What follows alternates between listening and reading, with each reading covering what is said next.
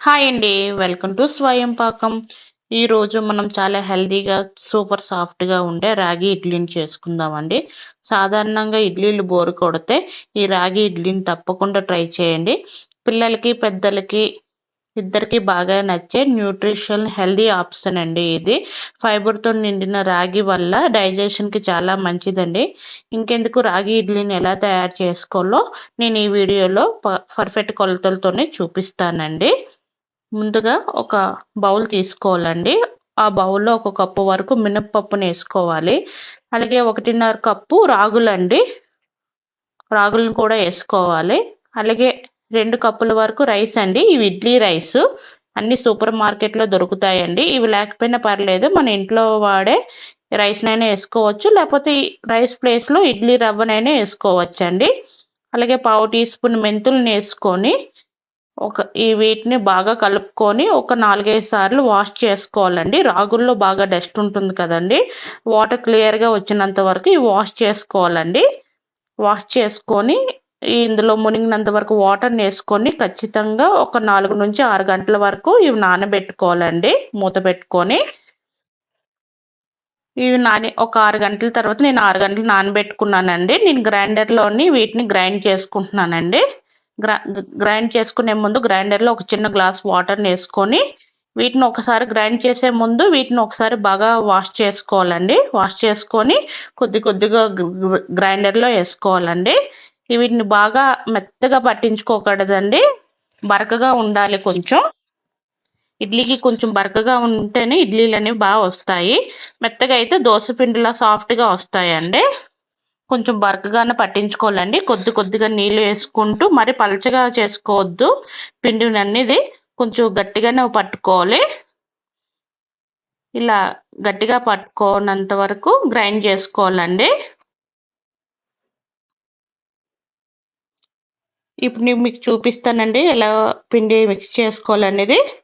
ఇది కొంచెం ముద్ద తీసి చూపిస్తున్నాను. కొంచెం ఇదిగోండి పిండి బరకగా ఇలా రావాలి. మరీ మృదువుగా, సాఫ్ట్‌గా ఉండకూడదు ఇడ్లీ పిండి అనేది. ఇలా బరకగా వస్తే సరిపోతుందండి. ఇప్పుడు ఆఫ్ చేసేసి ఇవి గ్రైండర్ ఆఫ్ చేసేసి ఇది గిన్నెలోకి తీసుకోవాలండి. నేను రేపు పొద్దున్న ఇడ్లీ పిండికి సరిపడినంత పిండిని తీసుకుంటున్నానండి. ఒక గిన్నెలో మిగతా పిండిని ఒక బాక్స్‌లో ఎత్తి పెట్టుకొని ఫ్రిడ్జ్‌లో స్టోర్ చేసుకుంటానండి. ఈ పిండితో దోసలు కూడా ఏసుకోవచ్చండి. ఎలా ఏసుకోవాలో నేను అది ఇంకో వీడియోలో చూపిస్తానండి. ఇదిగోండి ఇది నేను ఇడ్లీకి తీసుకున్నాను. ఇడ్లీకి తీసుకొని మూత పెట్టుకొని ఖచ్చితంగా 7-8 గంటల వరకు ఇడ్లీ పిండి పులిస్తే ఇడ్లీలనేవి చాలా సాఫ్ట్‌గా వస్తాయండి. ఇది నేను దోసల పిండికి తీసుకున్నానండి. ఇది ఫ్రిడ్జ్‌లో స్టోర్ చేసుకుంటాను. చూడండి ఒక 8 గంటల తర్వాత పిండి అనేది చాలా బాగా పులిసింది.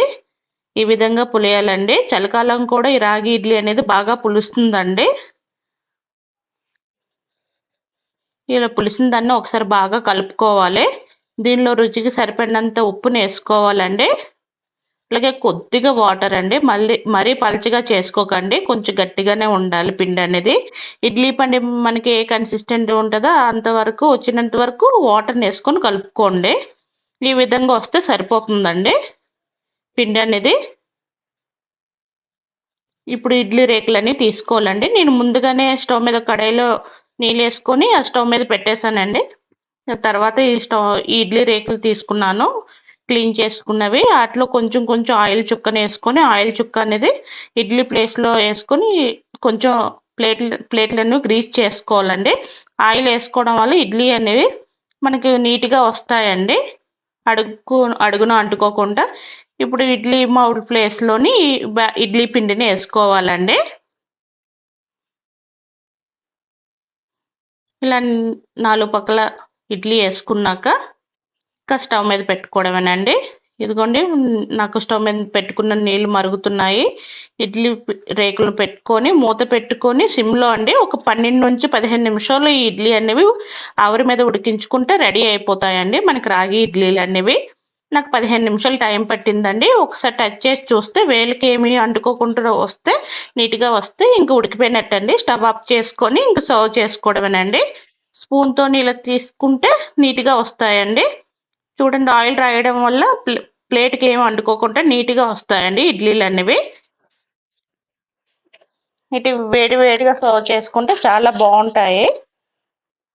వీటికి పల్లీ చట్నీ కానీ అల్లం చట్నీ కాంబినేషన్ అండి. పల్లీ చట్నీతో కానీ అల్లం చట్నీతో తింటే చాలా బాగుంటాయి. పిల్లలకి వేసేటప్పుడు ఒక స్పూన్ నెయ్యి పైన వేసి పెట్టండి. పిల్లలు కూడా చాలా ఇష్టంగా తింటారు. అంతేనండి, చాలా సాఫ్ట్గా ఉండే హెల్దీ అయిన రాగి ఇడ్లీ రెడీ అయిపోయాయి.